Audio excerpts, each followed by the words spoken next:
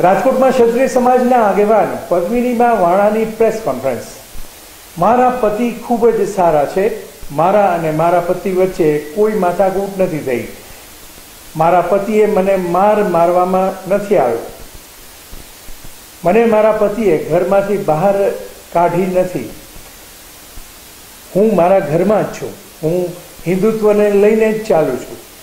આજે સમાજને ગુમરાહ કરવામાં આવી રહ્યો છે। કીર્તિ પટેલ દ્વારા બનાવવામાં આવેલ વિડીયો મામલે તેઓએ આપ્યો જવાબ। હું કેટલાક લોકોને જવાબ આપવા નથી માંગતી। મહાસંમેલન પૂર્વે હું જ્યાં પણ હતી ત્યાં મને ચેર આપવા દેવામાં નથી આવી। સંકલન સમિતિના કેટલાક લોકો વિડીયો ન આવવો જોઈએ તેવો પણ આગ્રહ રાખે છે, એવું તેમણે જણાવ્યું હતું। અહેવાલ વિજય મકવાણા। હું તો હું અત્યારે હું પોતે નથી કહેતી, પણ હું એ લોકો ઉપર એવો આરોપ મૂકી પણ શકું છું ને કે તો તમે કોંગ્રેસના પક્ષમાં છો તો અને ટિકિટ માટે જ લડતા હતા। અત્યારે દુનિયા એવું જ વિચારશે કે ક્ષત્રિય સમાજ હવે ટિકિટ માટે લડે છે, કે ટિકિટ નથી મળતી એના માટે આ લડો છો। રાજકીય લેવલ આવ્યું જ ક્યાંથી અને કોંગ્રેસ પક્ષ આવ્યો ક્યાંથી? તમારે લડત આપવી હતી તો આપણે શાંતિમય બીજા પણ રસ્તા હતા, આપણે કોઈ એવા કૌભાંડ નતા કરવાના, કોઈ પણ કંઈ કરવું નહોતું, શાંતિથી જ આપણી જીત થતી હતી। અહીંયા સંકલ્પ સમિતિ આખો વંટોળા લઈ આવી દીધો અને અત્યારે કોંગ્રેસ તરફ વળ્યા છો તો આક્ષેપો તો દુનિયા કરવાની જ છે ને કે તો શું તમે કોંગ્રેસી છો, કોંગ્રેસને વોટ આપો છો? તમે એમ કહો છો કે રૂપાલાભાઈને મોદી સાહેબે નો નીકાળ્યા, બરાબર છે, મોદી સાહેબ હવે અમારા વિરોધી થઈ ગયા, તો મોદી સાહેબે તો કંઈ કર્યું નથી।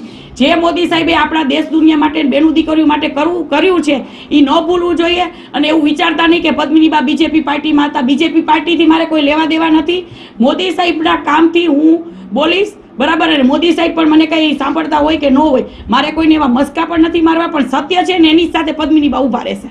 પદ્મિનીબાની હવે શું માંગ છે આમાં? જી, મારી તો માંગ એક જ રહેશે કે જે પણ હવે તમે આંદોલન કરી રહ્યા છો અને આવા મારા પ્રત્યે ખોટા ફેક ન્યૂઝ વાયરલ કરો છો તો આ શોભા નથી દેતું। આજે ક્યાંક ને ક્યાંક દુનિયા એવી વાતો કરશે કે અંદરો અંદર જ બધા ઝઘડે છે। હું તો કોઈ દિવસ મેં કોઈનો વિરોધ કર્યો નથી, મારો વિરોધ કરવામાં આવે છે, બરાબર છે। ઘરે બેસીએ તો એ શાંતિ નથી તો કે પદ્મિનીબાએ હથિયાર હેઠા મૂકી દીધા, બહાર નીકળું તો કે પદ્મિનીબા આખા સમાજને ભડકાવે છે, બરાબર। હવે મારે કરવું શું? હું તો મારી લડાઈ ચાલુ જ છે, પણ જે ફેમિલીમાં કોઈ આવતા નહીં, મારી ફેમિલીને કાંઈ પણ થયું અને મારી ફેમિલી ઉપર જો કોઈ પણ મેસેજ ખોટો વાયરલ કરશે તો પછી મજાય નહીં આવે અને ફેક ન્યૂઝ વાયરલ કરવામાં બહુ ધ્યાન રાખજો।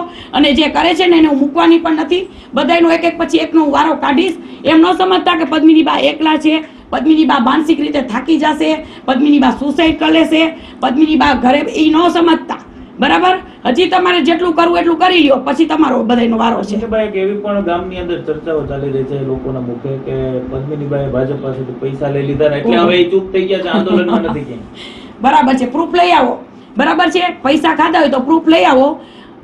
સત્ય હકીકત એ છે કે મારું મહાસંમેલનમાં અપમાન થઈ ગયું હતું, બરાબર। એક જે સ્ત્રી આજે ખુલ્લે આમ બહાર આવી, જેને રૂપાલાભાઈ જેવાને એના વિરોધમાં આવી, બરાબર, જયરાજભાઈના વિરોધમાં આવી, બરાબર, એને આજે તો ત્યારે તમે બધા ક્યાં ગયા હતા?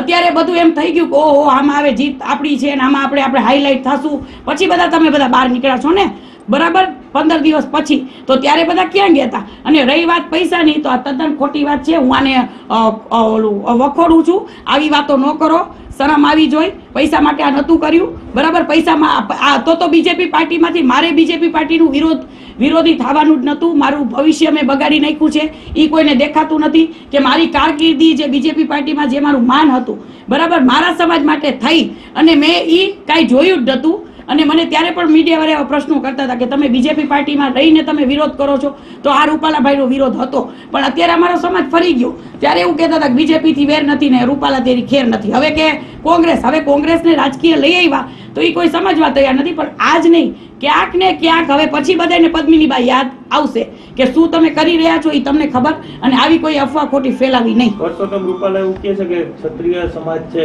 હવે આ બધું માફ કરે, ભૂલ હતી સ્વીકારું છું, પ્રધાનમંત્રીની સામે વિરોધ ન કરવો જોઈએ, અને કેવી?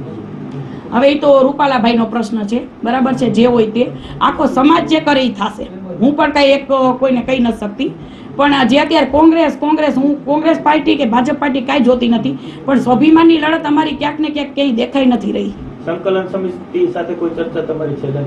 ના, સંકલન સમિતિએ તો જ્યારે મને મહારેલી મેં ખુદે મારી સાઈન ઉપર મેં યોજી હતી તો ત્યારે પણ મને જ્યારે ચક્કર આવી ગયા હતા ત્યારે સંકલન સમિતિ અમારા રેલનગરમાં આવી અને મિટિંગ યોજી હતી. ત્યારે એને માનવતા તો છે જ નહીં, તો આવો દેખાવ જ છે ને ખોટો. ત્યારે પણ મને એક ફોન નહોતો કર્યો કે પદ્મિની બા તમારી તમે એ 10 થી અને હું ઇગ્નોર કરું છું 10 જણાને, પણ એ લોકોને એ કહું છું કે તમે જો સારા કામ ન કરી શકતા હોય તો કાંઈ નહીં, પણ જે આગળ આવતા હોય એને ખોટા પાછળ પાડવા, તમારામાં તમે લીટી મોટી કરો તમારી. પદ્મિની બા પાછળ શું કામ પડી ગયા છો? બરાબર, પદ્મિની બાએ શું સમાજનું બગાડ્યું? મેં તો ઉલટાનું સમાજને, હું તો સ્વાભિમાનની લડત માટે મેં તો મારી બધી આખું ભવિષ્ય મેં મારું વખોડી નાખ્યું છે. અને હવે તમે મને માનસિક રીતે આવા શરમ આવી જોઈ કે આ જે અભદ્ર ટિપ્પણીઓ તમે બધા કરાવો છો, તો ક્યાંક ને ક્યાંક જે પણ કરાવતું હશે ને, હવે એને મારે કંઈ કહેવું નથી, પણ હું પછી કોઈને મૂકવાની તો નથી. તમે ખુદે પરસોત્તમ રૂપાલા વિરુદ્ધ પ્રચાર કર્યો હતો, પત્રિકાઓ બાંધી હતી. હાજી. તો હવે તમે કરવાના છો, મતદારોને મનાવવા જવાના છો? એટલે બીજેપી પક્ષની વાત કરો છો? જી ના, હું બીજેપી પક્ષમાં ક્યાં છું અત્યારે. નહીં, બીજેપી વિરુદ્ધ કઈ પ્રચાર કરવાના છો? હાજી, ચોક્કસ જઈશ. શું કામ ન જાઉં? બરાબર છે. જો હવે મારું તો એક છે ને ખુલ્લી ભાષામાં છે કે હું એવા કામ કરું છું કે સત્ય બોલવું નહીં બહુ મોટી વસ્તુ છે, કોઈની હિંમત ન હોય.